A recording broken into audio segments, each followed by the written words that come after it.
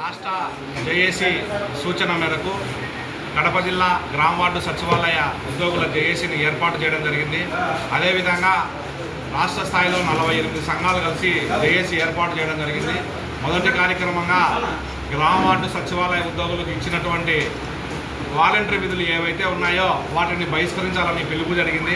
ఆ పిలుపు మేరకు ఈరోజు జిల్లా వ్యాప్తంగా కూడా గ్రామ వార్డు సచివాలయ ఉద్యోగులందరూ కూడా ఆ విధులను బహిష్కరించడం జరిగింది.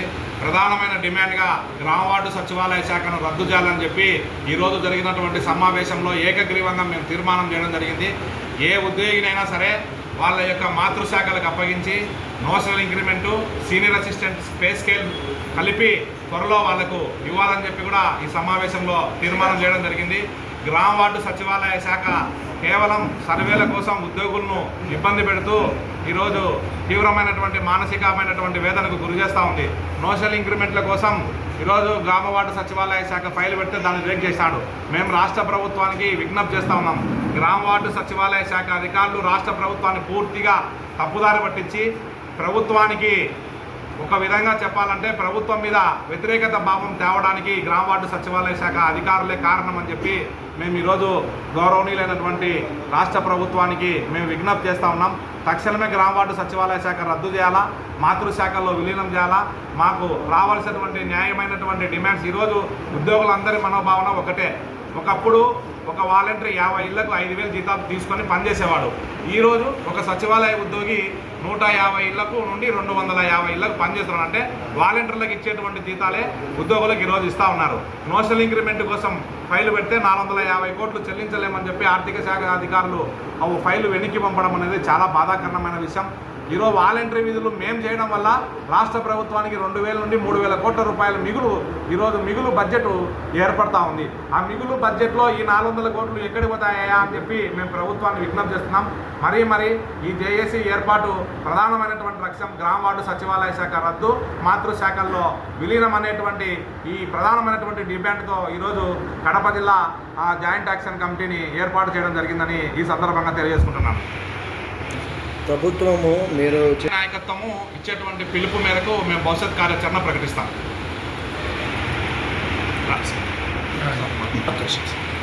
నేను గతంలో కూడా యూనియన్ లీడర్గా ఉన్నాను.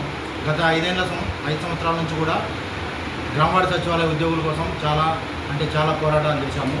ప్రస్తుతం ఏంటంటే ఈ పోరాటాలకు మరింత ముందుకు తీసుకుపోయే లక్ష్యంతో 47 నుంచి 48 యూనియన్లు కలిసి రాష్ట్ర లెవెల్లో జేఏసీని ఏర్పాటు చేయడం జరిగింది. అదేవిధంగా రాష్ట్ర స్థాయిలో జేఏసీ ఏ విధంగా ఏర్పడిందో జిల్లా స్థాయిలో కూడా అదే విధంగా జేఏసీ ఏర్పడాలనే లక్ష్యంతో ఈరోజు కడప జిల్లా గ్రామ వార్డు సచివాలయ ఉద్యోగుల జేఏసీ ఏర్పాటు చేయడం అనేది.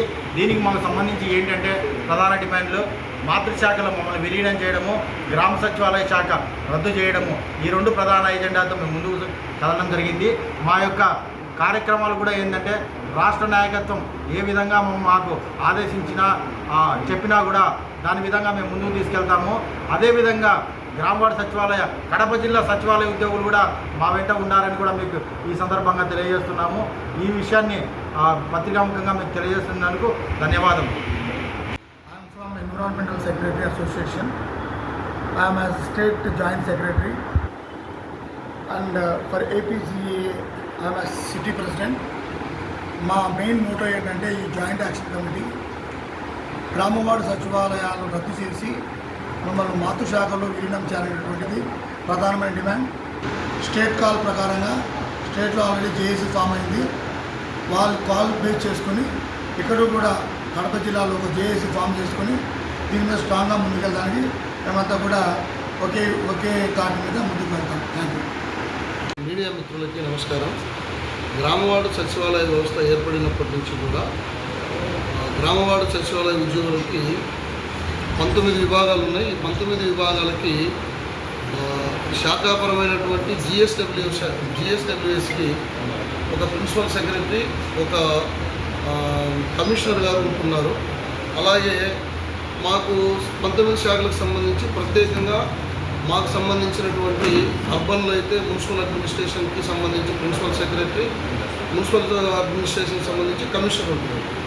ఏ ఉద్యోగి లేని విధంగా గ్రామ వార్డు సచివాలయ ఉద్యోగులకు మాత్రమే ప్రత్యేకంగా 2 ప్రిన్సిపల్ సెక్రటరీలు 2 కమిషనర్లు పనిచేస్తున్నారు. దీనివల్ల మాకు ఏదైనా ఒక సమస్య వచ్చినప్పుడు మేము పనిచేస్తున్న శాఖాపరమైన వారు ఏం చెప్తారు, జిఎస్డబ్ల్యూఎస్లో మీకు చట్టాలు లేవు, జిఎస్డబ్ల్యూఎస్ పరిధిలోకి వెళ్ళండి అంటున్నారు. జిఎస్డబ్ల్యూఎస్ పరిధిలోకి మేము వెళ్ళినప్పుడు మీరు పనిచేస్తున్నటువంటి డిపార్ట్మెంట్లో కదా మీకు సమస్యలు పరిష్కారం కావాలని చెప్తున్నారు. కాబట్టి ఈ 2 శాఖలు మా మీద ఆధిపత్యం చేయడం అనేది అది కత్తి మీద సాము లాంటిది. కాబట్టి వెంటనే రాష్ట్ర ప్రభుత్వం గమనించి పాఠశాల విద్యాశాఖకైతే ఒకే కమిషనర్ ఉంటున్నారు, ఒకే ప్రిన్సిపల్ సెక్రటరీ ఉంటున్నారు. ఆరోగ్య శాఖకి ఒకే ప్రిన్సిపల్ సెక్రటరీ ఉంటున్నారు, ఒకే కమిషనర్ ఉంటున్నారు. రాష్ట్రంలో ఎక్కడ లేని విధంగా చిరుద్యోగులైనటువంటి మన గ్రామ వార్డు సచివాలయ ఉద్యోగులకు మాత్రమే 2 ప్రిన్సిపల్ సెక్రటరీలు 2 కమిషనర్లు ఉండటం అనేది చాలా బాధాకరమైన విషయం.